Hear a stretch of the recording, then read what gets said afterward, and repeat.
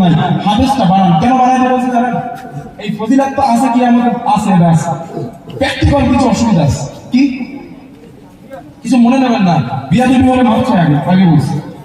পৃথিবীতে এমনও ডাক্তার আমাদের সমাজে আছে, অসুস্থ ব্যক্তিকে আইসিইউর মধ্যে নেন, আইসিইউর মধ্যে নেওয়ার পর অসুস্থ ব্যক্তিটা মারা গেছে, ওই ব্যক্তিকে মৃত লাশকে আইসিইউর মধ্যে রেখে ওই মৃত ব্যক্তির গার্জেনের কাছ থেকে 5 দিন 6 দিন 7 দিন মৃত লাশকে রেখে জীবিত বলে লাখ লাখ টাকা ওই মৃত ব্যক্তির গার্জেনের কাছ থেকে উতল করে এমন ডাক্তার আমাদের সমাজে আছে না?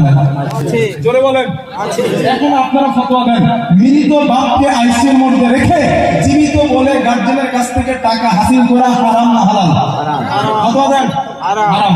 এখন বলেন, যদি ওই জায়গায় একজন কোরআনের হাফেজ হওয়া এমবিবিএস ডাক্তার বা সার্জন হতো, কত